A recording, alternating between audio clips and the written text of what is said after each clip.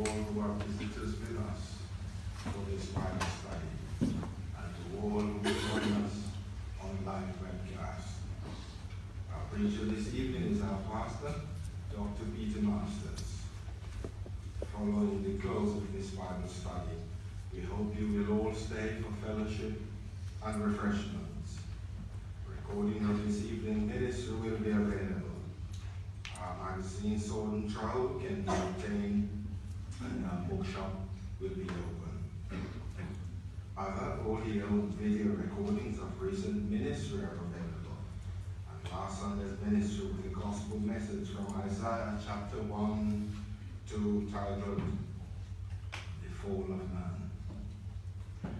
On Sunday, our teaching service is at 11 in the morning, but the ministry will continue in the Gospel of John. Our evangelistic service is at 6:30 in the evening, and the preacher, God willing, will be our pastor in the morning, and our assistant pastor in the evening, Pastor Ibrahim Muhammad.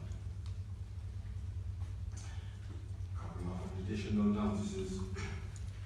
This concerning Christmas Day transport. And this is with an emphasis. There will be a Christmas Day service at the Tabernacle at 11 a.m. on Christmas Day. This is the emphasis. As there will be no public transport on Christmas Day, we arrange lift wherever possible for friends who would not be able to get to the service. If you wish to request a lift, or if you can offer lift in your car, please complete a form at the Christmas transport desk on your way out this evening. Also, morning school routers for spring term 2019 are ready for collection from the law vestibule. Would all teachers and helpers please collect? Thank you. Let us all enjoy the prayer together. Our loving Father, thou God of all the earth, who inhabitest eternity in the heavens, who are from eternity to the same, art God alone. Oh Father, we thank thee again for this grand privilege, this liberty of access to draw near unto thee. Before thy throne of grace and mercy, we come again that we might obtain mercy and find grace to help in time of need. We confess our need, Lord, of thee is every hour, and we come especially, our gracious God, this evening, Lord, to delve into thy holy word. And we do ask afresh to be pleased to forgive us our every sin, our waywardness and foolishness, in every way wherein we have been an offense unto thee. Even our gracious God this day, oh, be pleased to cleanse us from all defilement. We acknowledge these things, our gracious God, that we are rebels, Lord, against thee, even though we have been washed and purged and cleansed with the precious blood of Jesus Christ. Oh Lord, we acknowledge, gracious God, that even we, Lord, are yet corrupt and depraved, Lord, our God of heart. For how otherwise, Lord, could we grieve thee so much? How otherwise could we turn aside from thee in our backslidings?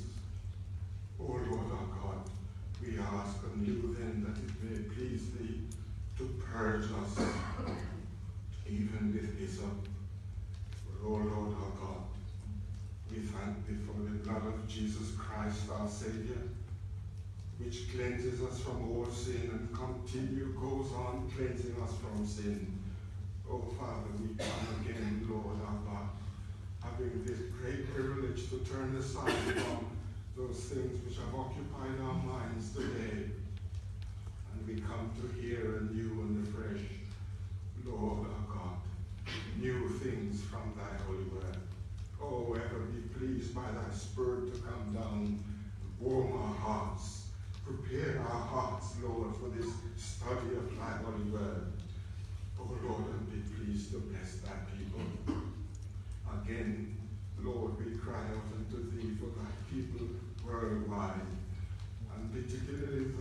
supporting their work and ministers overseas. Lord, be pleased to bless them. Bless thine under shepherds in all their needs. Multiply thy dear people among them, that there may never be found a man or a woman to carry out the work which thou hast laid upon them. Oh Lord our God, we thank thee, O Lord, for ministry in this place. We thank thee for the many whom thou dost continue to send in this place, and the many children and young people.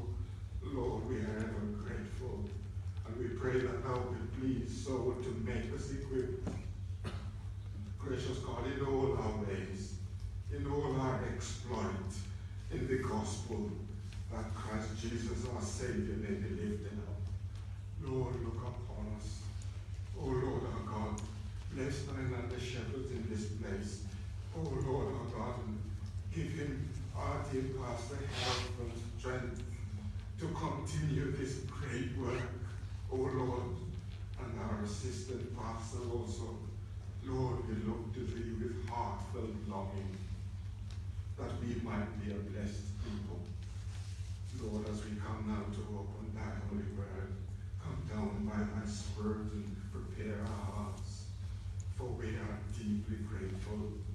Lord, we again express our desire to love thee more and to be dedicated and committed to thee.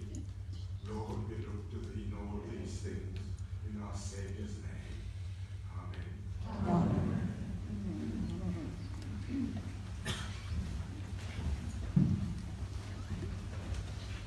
Sing together the hymn 578. Hymn number 578. Object of my first desire, Jesus crucified for me. All to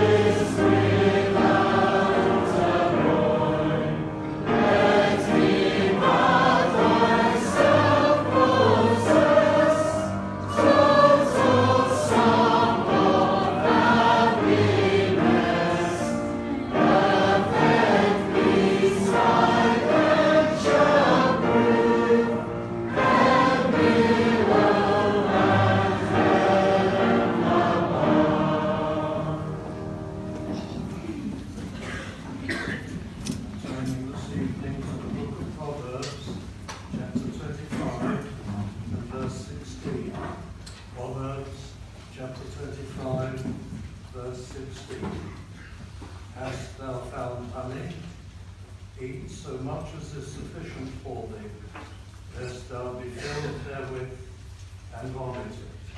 And our subject, the subject, I believe, of the verses ahead of us is ruling one's spirits. Now, just to look very briefly at verse 16, before we work into the verses, hast thou found honey? It's very obvious that honey is, well, to most people at any rate, pleasant, very pleasant to taste, and mildly addictive. And many people will eat more and more of it. And then after a while, they may feel bad. And finally, they may be deprived of all nourishment by it. Lest thou be filled therewith and vomited. It's interesting that the passage says, hast thou found honey? Found is derived from a Hebrew term to appear. It was stumbled across. It was unexpected, this particular consignment, whatever, of honey. It was a pleasant surprise, and that added to the delight. So the warning is all very plain and obvious in the illustration. There are things that are pleasant, and you may be able to argue that they're beneficial and they're good, but you can have too much of them. Now, before we consider it any further, the proverb is almost repeated in verse 27. It is not good to eat much honey. So for men to search their own glory is not glory, or is not glorious. It is not good to eat much, and here comes an application. So, men, to seek out, or to hunt for, and look for their own advancement, their own advantages, their own reputation and glory is not a glorious thing to do. In the end, you put the two proverbs together, it's damaging, particularly damaging spiritually. And then comes verse 28. He that hath no rule over his own spirit is like a city that is broken down and without walls. And here is one of a rare set of proverbs which really gives us the theme, well, handed on a plate, so to speak. He that hath no rule over his own spirit. As we look down these proverbs, we cannot, by our usual method, find a common thread. That is to say, if we look down the proverbs, noticing all those that refer to neighbour, for example, to do in this set of proverbs, noticing those that mention some other term, and looking to see if there is one term which is mentioned, let's say, in 3 out of 4 of the Proverbs, we think we have a common theme. There it is. Well, this block doesn't yield one up. But on the other hand, there are the 2 repeated Proverbs, or the 1 proverb repeated, which suggests that it's an introduction and a closing, and then there is a simple application. He that hath no rule over his own spirit. So one may think, would that Solomon had done that to all the blocks, because it seems to be easy to see that that is the theme. And it is, when you consider them. It's about ruling one's spirit. And it's looking, this block of Proverbs, at different aspects of that. Don't be surprised that in Proverbs you have a little searching to do. They are proverbs. The term proverb means parable. They are miniature parables. At the same time, it indicates a puzzle. It's a deliberate literary format. It's something to make you think. So the understanding of the passage is never obvious. You've got to think about it. And but then it's not so difficult that nobody can come to a right solution. So we go back to verse 16 and this is going to be the theme, ruling one's spirit. And I'll come to verse 17, and we'll move speedily through to cover these this evening.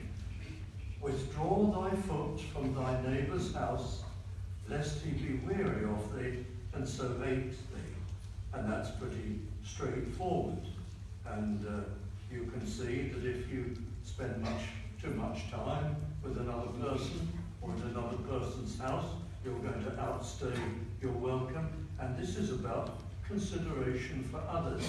In the ruling of our spirits, our lives, our attitude and behaviour, consideration for others is a factor. I have to be careful to respect the privacy and the independence of other people and not force myself upon them. This has many, many practical applications. If you knock on somebody's door and you're visiting the community and you introduce yourself and you say that you'd like to talk about spiritual things and it's 8 o'clock in the evening, don't stay there till midnight. You'll ruin all you say. You'll outstay your welcome. It's obvious. But it has so many applications in life. Don't steamroller down other people's programs and commitments. Everybody's busy. Don't interfere with other people and their right of judgment. Some people are very swift to give opinions, and sometimes it's appreciated and their guidance is valued, but it goes to their head and they overdo it. And they're always advising or lecturing other people, or perhaps one or two other people. It may happen in marriage, when one of the two wants to do all the giving of advice and none of the taking of it, and overwhelm the other party. It's very wearing and it's very difficult. So in the ruling of our own spirit, as it were, consideration for others is a major factor. Don't depend on others too much. We can't depend upon the Lord too much, but we can depend upon other people much too much. We can ask too much of other people. We can start to use other people for company because we find company congenial, and so we want as much of it as we can get. This may be our problem. So we outstay our welcome that way. So consideration for others, it's obvious in a way, but it's not simply, verse 17, confined to the application to the neighbour's house. It has many applications, and particularly in marriage. And there's a proper balance of respect and input and guidance, mutual guidance on different things. But then I go down to verse 18, and this is rather interesting, rather jolting. A man that beareth false witness against his neighbour is a maul, and a sword, and a sharp arrow. Well, a maul, we don't hear the term much these days, but a maul described a kind of iron club. And if you've ever seen pictures of a long iron bar with a round ball on the end of it, with or without spikes poking out, that's a maul. And it's just used to batter. And if your assailant or enemy or whatever was clad in breastplate or armour, well, the maul could buckle it and break it down if you had the strength to wield it. It's just a kind of sledgehammer adapted to the purpose of primitive warfare. But it can't be used gently. As soon as you mention a maul, you're out to kill somebody. You can't do anything less with it. If it connects with the other person, that's it. So this is death that's being spoken of here. A maul and a sword, obvious, and a sharp arrow, and the Hebrew term, so the experts tell us, particularly refers to an arrow which is intended to kill another person, not just wing a bird or something of that kind. This is murderous and destructive. Now we read the proverb again in the light of that. A man that beareth false witness against his neighbour is a mole. Well, now the advice here is that in the ruling of one's spirit, we can very usefully have some unbreachable barriers, some things that we just train ourselves not to do. We will not do them. For instance, let's suppose I have a temptation, or I have it in my heart, to gossip, to say something harmful, discrediting about another person. And the temptation may come strongly, and I may have a minor grudge. And gossip is terribly enticing, at least to many people, to certain kinds of people. But if I see it as not just destroying a reputation, but hitting somebody with a maul, or thrusting them through with a sword, or shooting a fatal arrow at them, well, I might think twice. This is a terrible thing to do. This is a murderous thing to do. This is a destructive thing to do. This is something absolutely extreme for a Christian man or a Christian woman. If I think like that, then I'll hesitate. My conscience will work. I'll draw back. So really the proverb enshrines a very wise strategy and very wise counsel.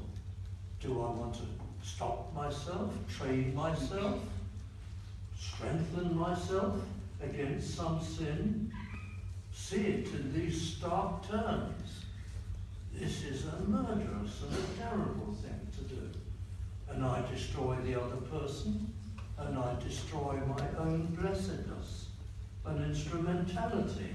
I take a maul to myself and to my Christian walk. Isn't that a method that will help us? A man that beareth false witness against his neighbour is a maul and a sword and a sharp arrow. I never thought of it like that, we may say. But it's good for us to think of it like that. So that's this counsel in verse 18 and what it means. It's an antidote, and it can be an antidote to many sins. If you realise their destructive nature and their harmfulness and how contrary they are to Christian conduct. So this is about ruling the spirit. And I've always found that kind of strategy very, very helpful. But then we go down to verse 19. Confidence in an unfaithful man in time of trouble is like a broken tooth and a foot out of joint. Well, two very painful conditions are mentioned. A broken tooth, if you've had it, can be very, very painful. You can't eat, you can't function. And a foot out of joint, you can't move, you can't travel. It desperately needs attention.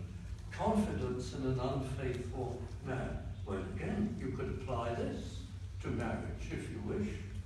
Young man, young woman, don't marry an unfaithful man or woman. Wait till they've overcome that. Someone who can't keep promises and always lets you down. If you overlook it, and it's serious and it's persistent, it's a deep flaw. Person has to be confronted. Person has to struggle with that and seek the help of God and overcome it. Because if not, well, marriage depends upon a great promise, an absolute faithfulness, and continuing responsibility for each other. He's mine, and I must look after him. She's mine, and I must look after her. And no matter what happens, I have a responsibility. I dare not let it go. This is precious to me. If a person is unfaithful, can't keep promises, isn't reliable, they're never going to have that attitude, and that's a disaster. There's no foundation for marriage. But you can look at verse 19 another way too. You putting your confidence in an unfaithful person, presumably you know he's unfaithful. The modern versions go for deceitful and terms like that, which is probably a bit strong. But at any rate, so there's a wider compass in the term unfaithful. But if you rely on some unfaithful person in a crisis, well then they won't be up to the mark, they won't be straightforward with you, they won't be diligent, and the results may be disastrous and very painful. And it's your fault because you weren't diligent. You were super casual. You left something important in the hands of someone you couldn't rely on. And there was a crisis, and it all went wrong. And some of you were in professions where you know about this, and you daren't do that. And when you have to leave your work or your situation, you take stock of who you've left behind, and who's in charge, or who's going to carry out whatever it is that has to be done. And if you don't, if you're a carefree person and an over-relaxed person, and you never worry about anything, the disaster ultimately is your fault, as well as the inadequate person you left in charge. So it applies to this, that don't be casual in life. Rule in the spirit. I mustn't be casual. I mustn't be haphazard. I mustn't think, well, don't worry, it'll work out, it'll be all right. I don't have to give attention to it. You can't live like that. Confidence in an unfaithful man in time of trouble. And it really is an exhortation to us not to be slipshod and casual ourselves. But then verse 20 moves to something a little different. As he that taketh away a garment in cold weather, maybe you yourself leave off a coat when it's going to freeze. Or you may be a parent, take a coat away from a child on a bitterly cold day. Or a carer who leaves somebody inadequately clad. As he that taketh away a garment in cold weather, and as vinegar upon nitre, which nowadays we translate as soda, that's the term, not nitre or saltpeter or gunpowder, but soda. Well, it seeds vinegar upon that. That's the idea. So is he that singeth songs and behaves cheerfully and happily to someone who has a heavy heart, who's deeply distressed or cast down or grieved by something. So verse 20, and it's still on the theme of ruling one's spirit, is to be deeply sympathetic to other people. Have to consider them, we've seen that already, but you have to be deeply sympathetic. Weep with them that weep, says the Apostle Paul, in Romans 12 and verse 15. Not crass and blundering and superficial and insensitive and thoughtless and shallow. So is he that singeth songs to a heavy heart. We have to be deeply sympathetic and watch our words and try and behave appropriately and helpfully and see situations through the eyes of the other person. We just had the funeral of Mrs. Ann Archer, and something that came up with Mrs. Archer was how encouraging she could be to other people. Numerous people have spoken to me of how she would encourage them in different things. So is he that singeth songs to a heavy heart. Ruling the Spirit means what I say to others counts. Will I encourage? And then we go down to verse 21, and it's still on the theme. Control anger and bitterness. You know that again, quoted by the Apostle Paul, if thine enemy be hungry, give him bread to eat, and if he be thirsty, give him water to drink. For thou shalt heap coals of fire upon his head, and the Lord shall reward thee. Now that may sound as though you feed and give drink to your enemy in order to give him discomfort. But the leading idea, probably, the coals of fire is an old Hebrew expression which represents really covering yourself with ashes. And it's very colourfully expressed. Coals of fire, it's about repentance. Why, if somebody has offended you and is hostile to you and has behaved abominably, and then they get into great need, and you show proper compassion, you may bring them to repentance. That's most probably the idea behind the proverb. For thou shalt heap coals of fire upon his head. Not only will he cover himself with dust and ashes, but you'll be so successful, it's almost as though he's used coals of fire. That's the idea behind the expression. So you melted his heart by your kindness. He's come to see his wrong judgment of you and has repented. That's most likely the sense. And the Lord shall reward thee. What did you do? Well, you controlled your bitterness and your animosity, and you were deeply offended. And when you saw him in great need, you extended help.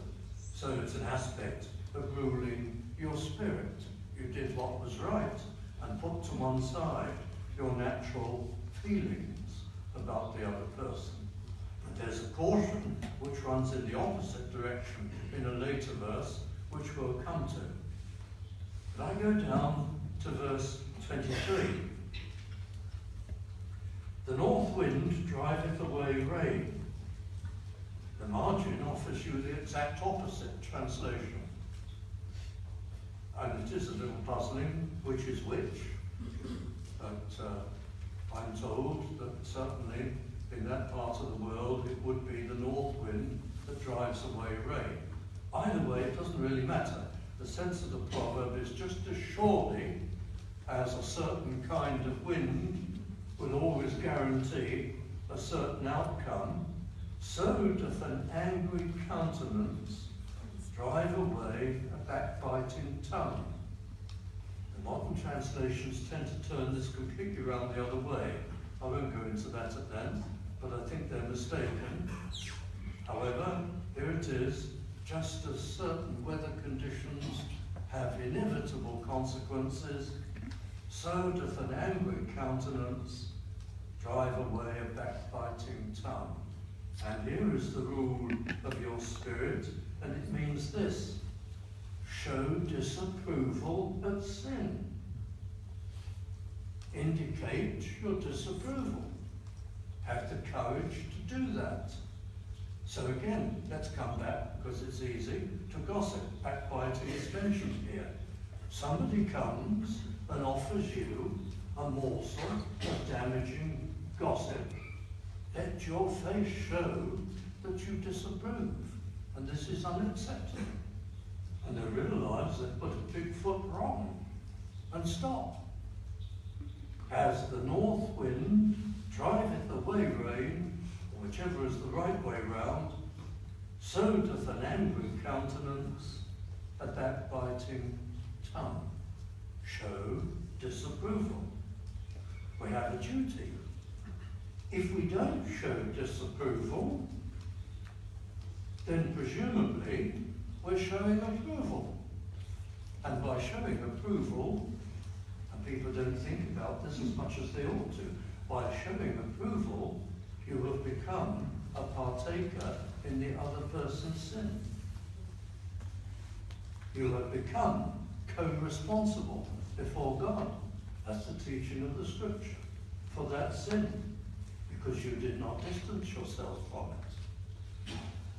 I'm not saying that you have to necessarily verbally reprove it, but we're obligated to show our great discomfort and disagreement with this activity, whatever it might be. And usually, because the Bible says so, we will be successful. As the north wind driveth away rain, so doth an angry or a disapproving countenance drive away a backbiting tongue. Don't have to be rude or unpleasant. It's just obvious this does not go down well with you. You're not that kind of person. Then you've done the right thing and you've distanced yourself from that wrong act. And that's very important in the Christian life. It's a way in which we honour the Lord and stand for what is right. It's a way in which we effectively caution and correct each other. It's a humble way and it's effective too. And then we come down to verse 24. We've had this before in chapter 21. It is better to dwell in the corner of the housetop than with a brawling woman and in a wide house. Or it's better to rent a back room in an attic by yourself than it is to marry a brawling, or that is to say a contentious or grumbling and complaining lady, even if it means that by that match you're going to live in a mansion. Much better to be a poor man renting an attic than living in a mansion with a contentious, but let's put it the other way round for the sake of the lady. Much better for a lady to be by herself than married to a man that's an inveterate, hapless grumbler and grown up. It's almost unbearable. So you can have it which way round you wish. And what is this proverb that we've seen before in another context doing in this particular block of Proverbs about ruling your soul, taking yourself in hand? Well, it has numerous applications. You're in business, or at least in some department or enterprise, and you're offered a promotion. And it's a good promotion, and you'll be very senior in another department. But the head of that department has a terrible reputation. Nobody lasts very long there. He gives everyone nightmares. He's so unreasonable, and so on, and unpleasant. What are you going to do? Are you going to be tempted by the promotion and the money and the status? No, says the Bible. You've got to rule your spirit. If you're not going to be able to live as a Christian in that department, then keep out of it. Don't take that preferment, that advantage, that promotion.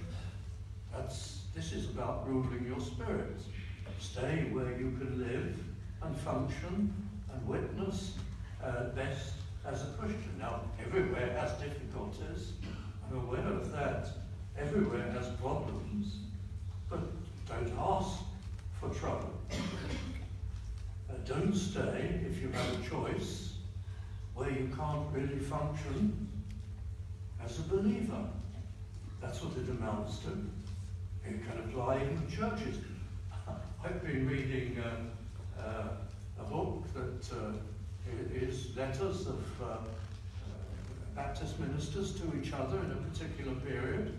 I told a lot of people about one of these books just 2 or 3 years ago. Another one is out, many letters, many autographs, interesting correspondence, but half of this book is potted biographies of all the men mentioned.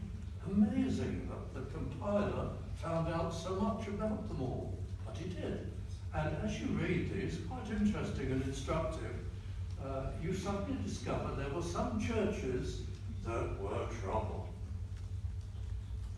Not many, they seem to be wonderful churches, these late 18th century Baptist churches, but some were trouble. Oh, somebody wrote to someone else, Brother so-and-so has gone there. Is he wise? We warned him.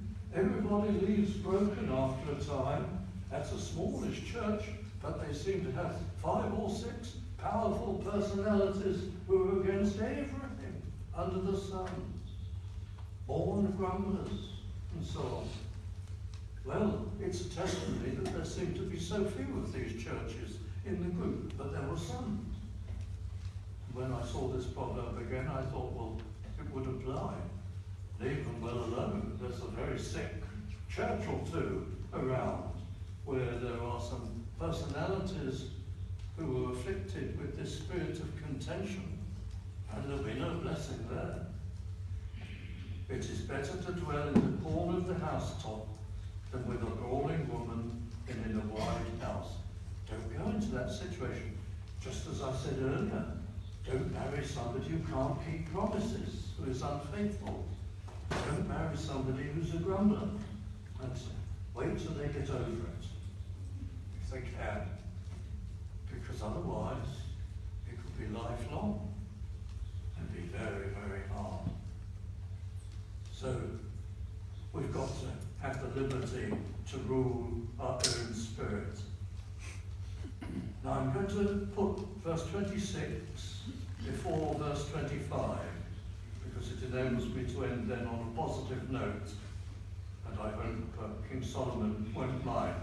But here in verse 26, a righteous man falling down before the wicked is as a troubled fountain and a corrupt spring. Now you could take this 2 ways.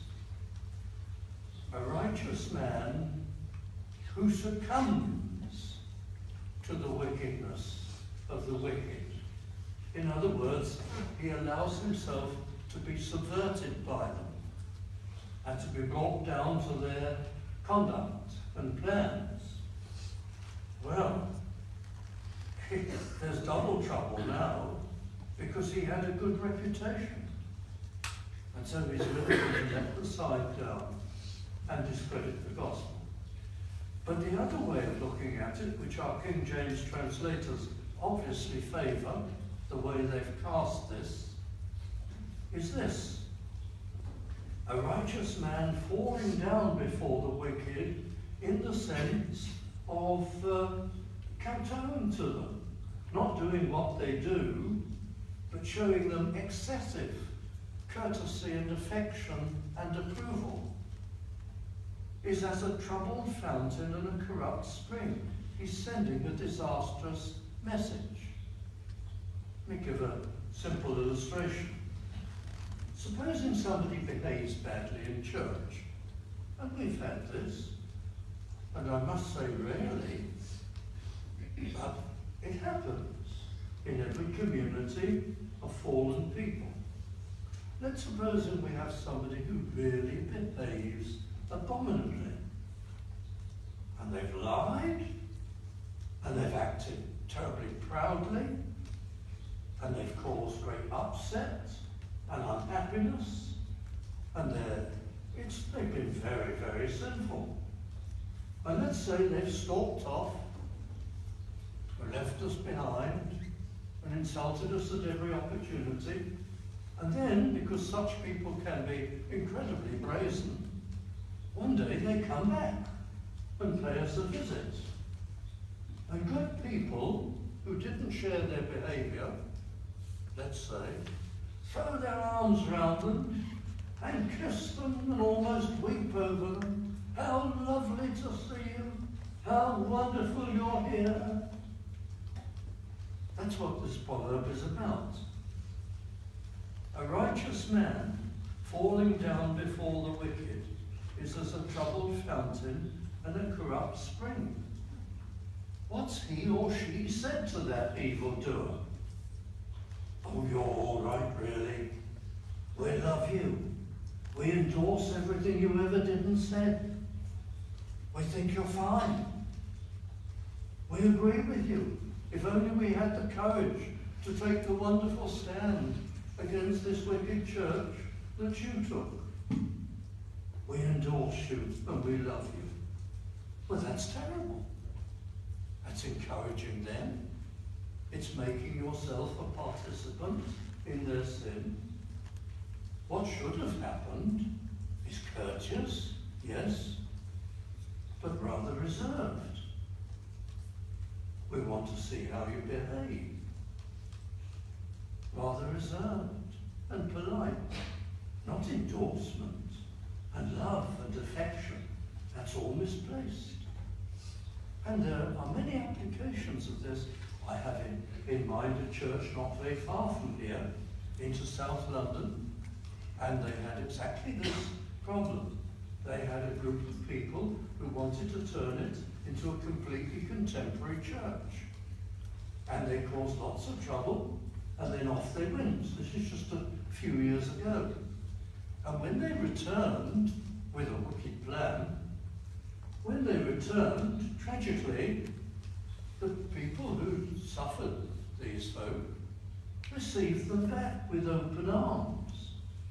And they brought in their pals and all the rest of it, and eventually voted out the minister and took over the church. And then all the better people had to leave. And there it is, just about 7 or 8 miles south of ours here, now a raving, continuous, contemporary church doing all the wrong things, and all the good people had to go find other homes. And they know now they shouldn't have embraced those folk. They should have been very reserved, polite, courteous, and then when the opportunity arose, have you changed your mind? Have you changed your views? And they didn't do that. This is about ruling our spirit. Oh, but I used to like this person very much. So now's my opportunity to put the clock back as though nothing has happened and embrace the person. No, rule your spirit. One of the principles of the word, be careful. There was wickedness.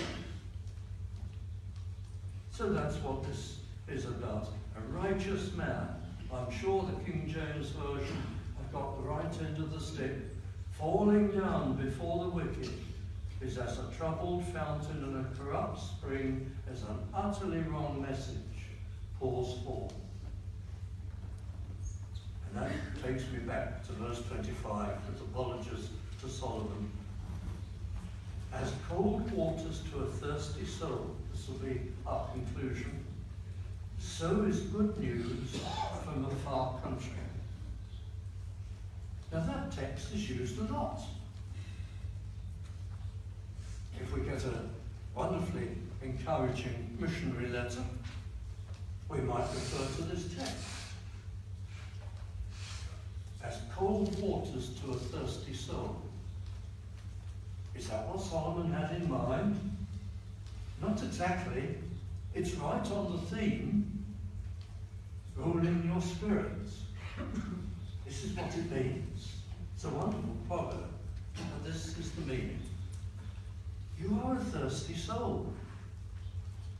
You've been toiling in the Middle East in the heat of the sun for hours.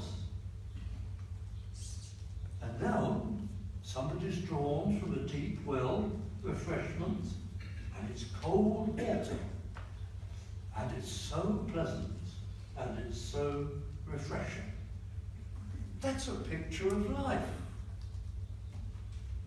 Did you want the Christian life to be happy all the day? Well, it is in one way, but it isn't in other ways. It's full of work and trials. We have to spend so many hours of our day among unbelievers, sometimes in very difficult circumstances. Sin abounds. There are a lot of trials and difficulties. It's pictured by toiling in the heat of the sun. Just now and then, there's something really uplifting. You may be in exile, and it's news from home. You may have relations you haven't heard from, and they're far away, and there's news. What a picture of life.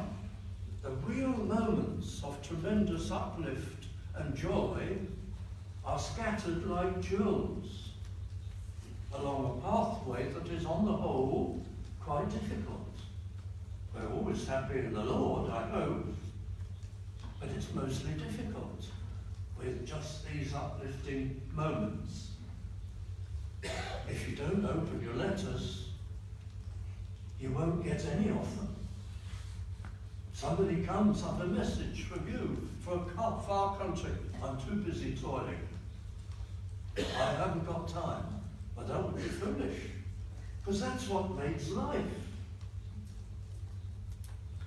What makes life for the Christian is that there's a letter from a far country twice or three times on a Sunday, when we're in the house of God, when we're at worship, and we're in one another's company, and we're hearing the eternal word. This is our letter from a far country. Then there are other wonderful moments. Every day, we open our letter in our private devotions, and we get that time of refreshing and blessedness. And if you're married, husband, wife, you sit down together and read verses of Scripture. It's your letter from a far country. This is the Christian life. If you skip it, you've lost the value of your letter for that day, and maybe the next day, and maybe the next day, and you're drifting apart. How foolish. Then there's Monday night prayer meeting and Wednesday nights. I was talking to somebody the other day who was telling me, Pastor, that people are preaching less and less these days. Many churches now around the country, evangelical churches that a few years ago would have had 2 services on a Sunday and 2 in the week, with at least 3 messages a week. Now the regular pastor preaches only once a week, 3 times a month. This is becoming the standard. Amazing. There's great changes that have taken place. Well,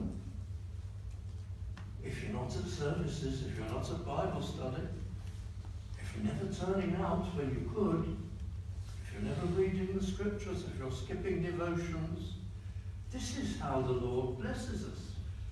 He knows the Christian life is hard. That's why He's given us all these wonderful means of grace. And without them, you're in the hot fields, toiling all the time, without remission, without any blessing, without any uplift. That's what this means. We're ruling our spirits. As cold waters to a thirsty soul, so is good news from a far country. And ultimately, that is the meaning of the proverb, that we need the means of grace. And the means of grace lift us up and enrich us and maintain the fires of Christian happiness and zeal, and make all the other times light work to us. That is true. Verse 28, he that hath no rule over his own spirit, no discipline, no self-management, is like a city that is broken down and without walls, and anything can come in. And if you see a Christian drifting off into the world, it's what's happened. The rule of the Spirit is broken down. The walls have collapsed, and all sorts of things are coming in. We've considered consideration for others, having some unbreachable barriers to help you see the desperate nature of wrongdoing, never to be casual, always to be deeply sympathetic and watch the tongue and the words, to control bitterness, to show disapproval of sin. We've considered these things and other things also, and in the spirit of the first proverb that we looked at in verse 16, hast thou found honey, eat so much as is sufficient for thee, but not too much. I'm moving off the book of Proverbs very soon and revisit it another time. Let's close this evening singing the hymn 447. Hymn number 447. Jesus, my strength, my hope, on thee I cast my care.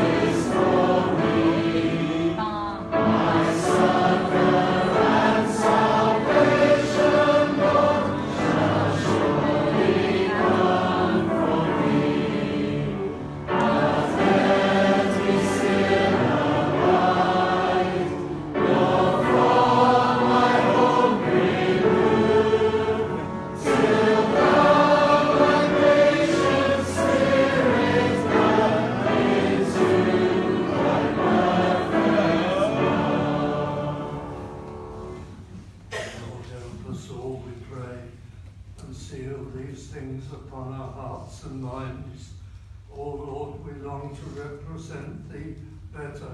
We pray that thou wilt help us and bless us and never cut us off from the work of the Spirit in our midst, for all our weaknesses and foolishnesses. O Lord, we pray that thou wilt grant forgiving love and strength from above, and hold us and bless us and cause us to advance. We ask it in our dear Saviour's name, for his sake.